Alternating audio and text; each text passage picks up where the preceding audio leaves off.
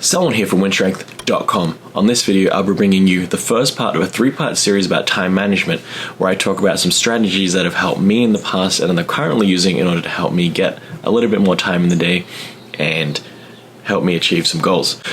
So this will be part of that new shift of video series that I'm trying to do, where we take some lessons learned from the gym and apply those to life outside of the gym, because I really do think that better life through strength, we can achieve a lot taking what we've learned from in here under the barbell out into the real world and use it to apply to our daily lives.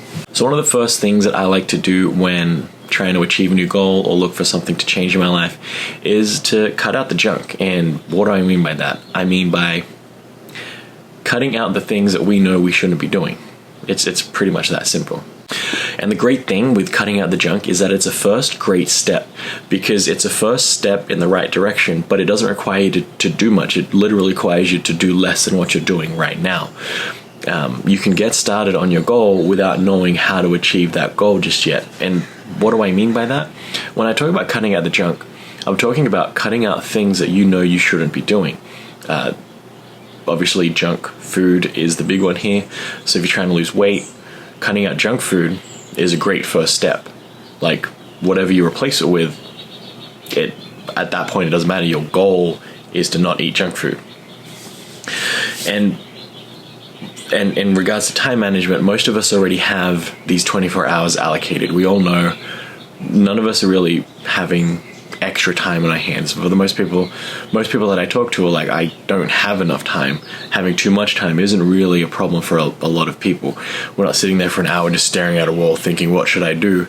We're like, I have less than an hour to do a lot of things. How do I achieve all of these things? And with this in mind, generally when we set a goal, when we're trying to improve ourselves, we're trying to add on to whatever it is that we're doing. We're trying to be better than we were yesterday, which means we have to do something different today than we were doing yesterday, do something different tomorrow than we were doing yesterday, and that generally means adding more stuff onto the top of our plate. So if we already have 24 hours allocated, how do we find more time to do whatever it is that we want to do? And cutting out the junk, this is where it comes into play. It's kind of like a reverse opportunity cost. Opportunity cost, for those that don't know, is just basically when you do one thing, you've lost the opportunity to do something else. So if I only have $10 in my hand and I go and buy a $10 meal, I can't now buy $10 of anything else. That was an opportunity cost of me spending that $10. And that doesn't just apply to money, it applies to any resource that we might have. And time is a great example of this, because we can't get it back. And it's a finite resource. Every second that we do something is a second that we can't do anything else. And it's especially apparent with ourselves, as it were, because we're one unit. We can't divide ourselves up and do two things at the same time. We can only ever do one thing at a time.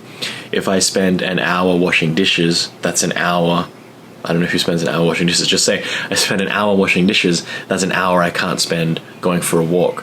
When I spend an hour training, that's an hour I can't spend with the family. So there's all these trade-offs we're just constantly making throughout our day and throughout our life, and this is all coming down to what we know as opportunity cost, where when you do one thing, it detracts from your ability to do, in this case, literally anything else. When it comes to money, it's different because we can allocate money to different ways. We have different access to different amounts of money, so it's a different kind of play when we talk about money. But when it comes to time, it's a very linear thing, where it's like we're just constantly plodding along. We can't go back and earn more time. We can only deal with the finite unknown amount of time that we have.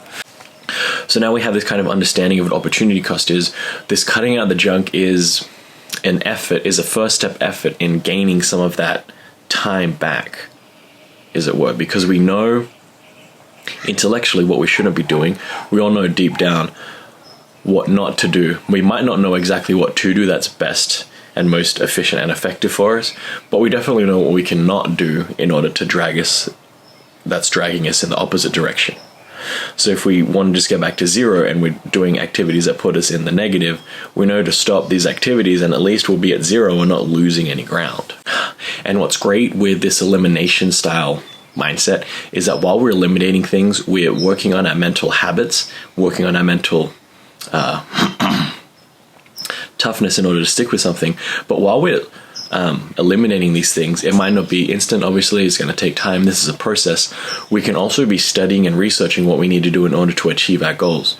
So if we're looking at baseline is 0, where we're not doing anything, negative acts and negative habits are bringing us into the negative, and then obviously positive acts are bringing us forward into the positive.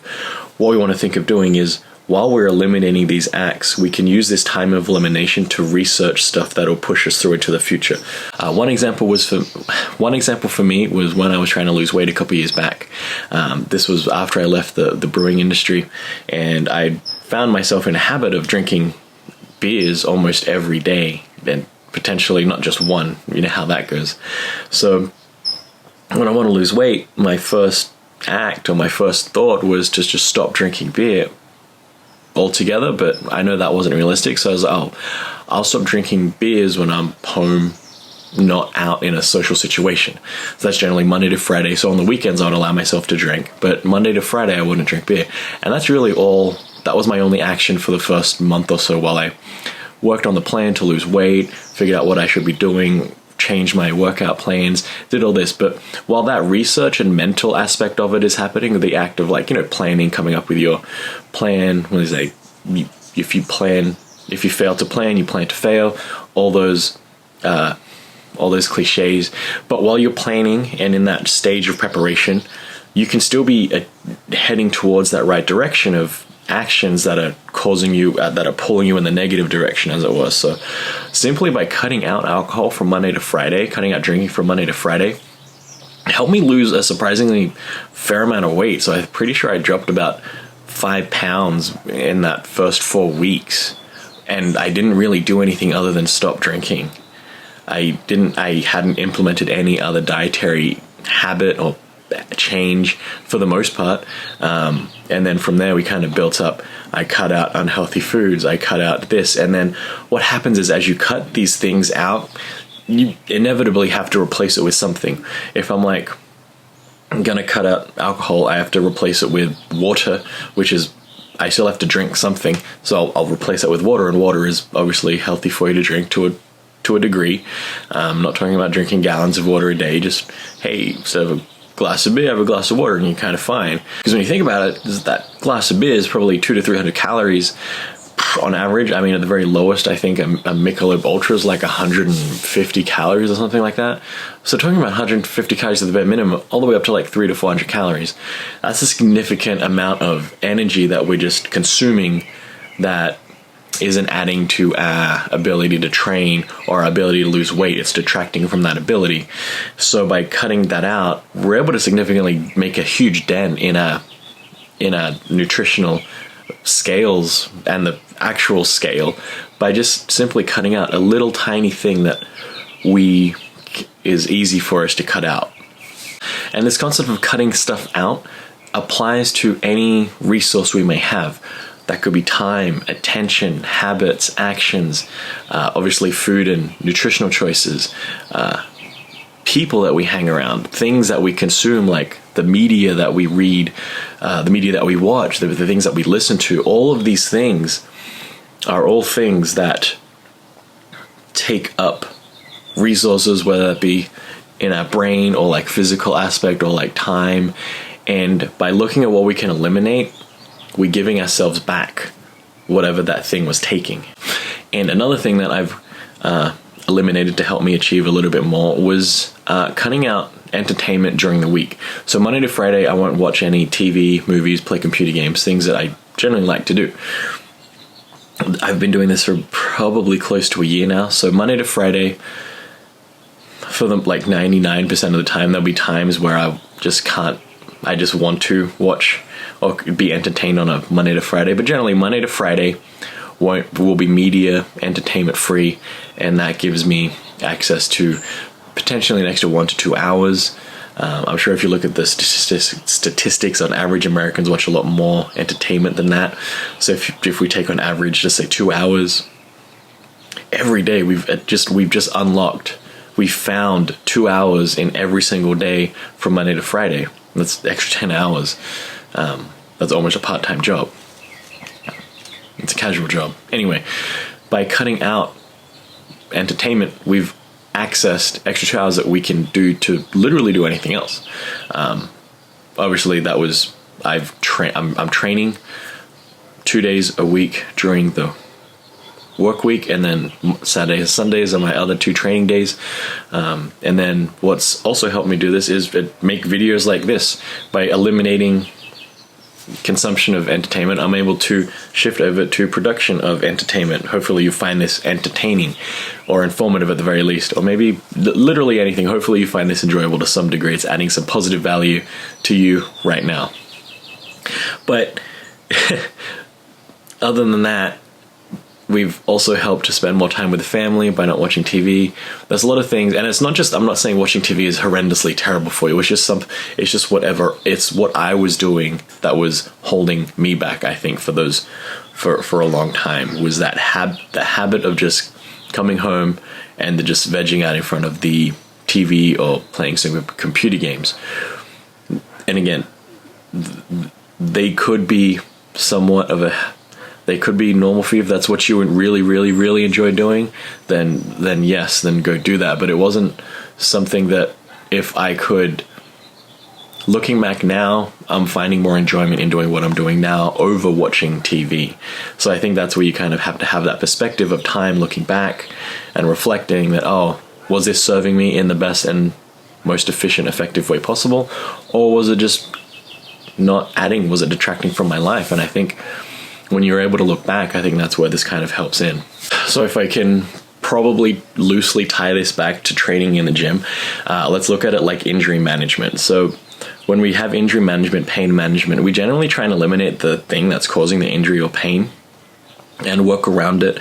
And if it's something that's crucial to our training, so just say the squat aggravates our knees, a full depth low bar back squat. Here, for me personally, the shoulders. The low bar back squat was hurting my shoulders, and we compound that with the wide grip bench press. So there's the 2 things that were compounding and causing me shoulder pains and shoulder issues. How did I address it? I addressed it by switching out my frequency of the low bar back squat to now we're only doing it with lighter weights for the accessory movement. So the weight strain isn't as much, and then the frequency isn't as much as well. So we're still able to get my shoulders into that position without having to get the true strain from a 1 heavy rep max. And then what I've replaced that with is squats with a safety squat yoke barbell. And that has helped save my shoulders, as it were, from that stress of low bar back squatting. Now, can I introduce the low bar back squat? Potentially. But because it's not crucial to my training, I'm not planning on entering a powerlifting competition, there's no real necessity for me to incorporate heavy singles with the low bar back squat.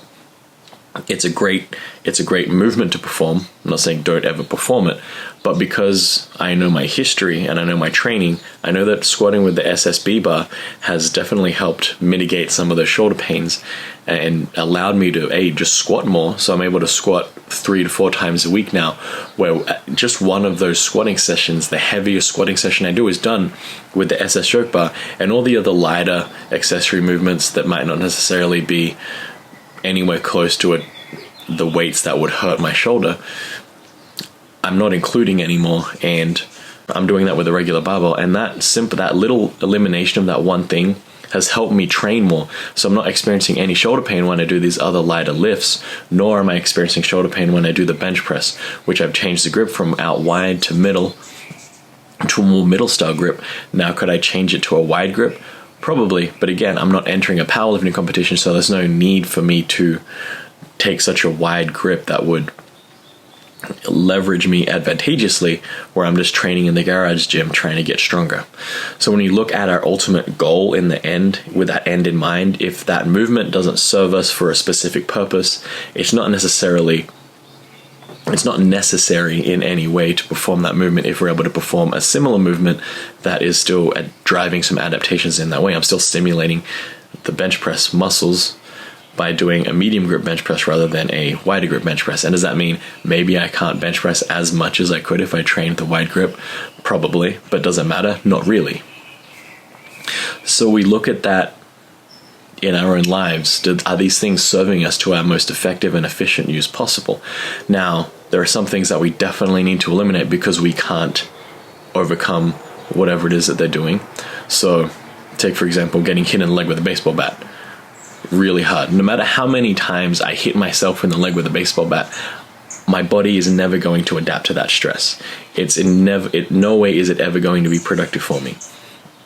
So you have to look at obviously that's an extreme example, but it's just highlighting the point where something like watching TV isn't that damaging if you do it once or twice a week. Doing hardcore drugs, probably not the most beneficial thing for you to do, and it's probably best for you to eliminate that habit altogether. Drinking alcohol, it's a drug, but it's not as societally bad as another drug, and that's a bit more manageable, not as mentally and physically addictive, going down a weird rabbit hole here. But it's possible, now everyone's situation is different, it's possible to have a drink a week and be and be quite a healthy person. So that's where that balance, and it depends on what it is that's you're trying to get away from. So something like, and kind of getting back on course, one of the reasons why I stopped doing TV and entertainment during the week is that I still enjoy watching TV and playing computer games, but I want to minimize the damage or the negative effects it's having on my productivity by only allocating my weekend time to those activities. So even if we take the worst case scenario of me watching 48 hours of straight TV, which I probably wouldn't do anyway, that maximum amount of time is only 48 hours, is only 2 days out of a 7-day week, which is roughly 28 point something %.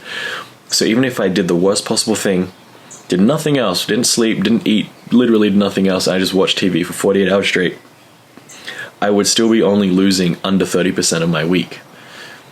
So I can still do good on the other 70% of my week. So that's where this damage minimization and injury mitigation kind of comes in there, where we still want to perform these habits because they're enjoyable. We get some utility, we get some enjoyment, we get some value out of it.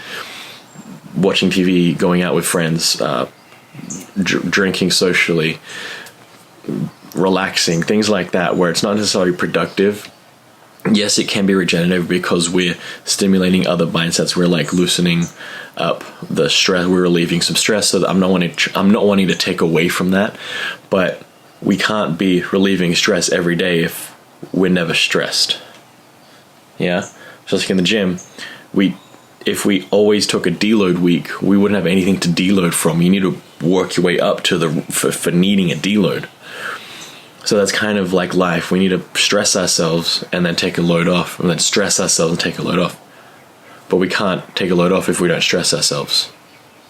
And the beauty of cutting out the junk, making that our first step, is that we're gonna fill it up with something else. Watching TV is probably the easy example because it's a pretty finite amount of time. Just say I'm gonna cut out an hour of TV every day. It's like one show. I'm not gonna watch one show every day. I'd be hard pressed to find someone out there that's just going to stare at the wall for an hour. And, well, I can't watch TV, so I'll just turn the TV off and stare at that wall. And if you do that, maybe you're meditating, maybe you're doing something else, but I find it hard to believe that you're out there and you're just going to stare at the wall for an hour because I told you not to watch TV. Hopefully, more likely than not, you're going to be doing something else. And literally anything else is going to be better than watching TV, because the first part of this is breaking that habit. So you want to break that cycle of watching TV and replace it with any other habit. So that'd be washing dishes, going for a walk, talking to your significant other, even going out, hanging out with a friend. All these things are going to be better than watching TV, because your goal is to not watch TV and do anything else. Even if all you did was sleep for an extra hour a night, that's going to be a huge thing. If you just turned the TV off and laid in bed and fell asleep, that would be so much more better for you than watching TV if you did that as a regular basis. Because the point isn't to go from negative 100 to positive 100. The point is to go from negative 100 to negative 50. And then from negative 50 to negative 40. You see where I'm going here? We're trying to work on this slow accumulation of betterment. We're not trying to go from I do nothing to I'm going to be doing everything, working out 3 hours a day, excelling at my job, having the best relationships.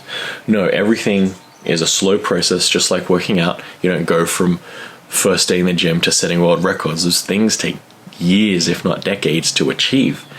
So you need to have this slow accumulation of betterment in order to get better. It's not an instantly better. You're not getting instantly better. We're slowly getting better, and sometimes we'll drop off. I'll be honest here, I don't follow these rules and guidelines of mine all the time because I'm a human being and we're not perfect, we're not meant to be. It's another video, but we can't stick to this 100% of the time, and everyone falters, everyone fails, and that's just part of the journey, and you're going to learn from that, and you just pick yourself up the next day and keep moving forward. So let me know in the comments below what you're trying to eliminate, or what goals you're trying to achieve, and what you should be eliminating. Stay tuned for week 2, where I go over how I schedule and timetable my days. This has been Selwyn from WynnStrength, and remember, a better life through strength.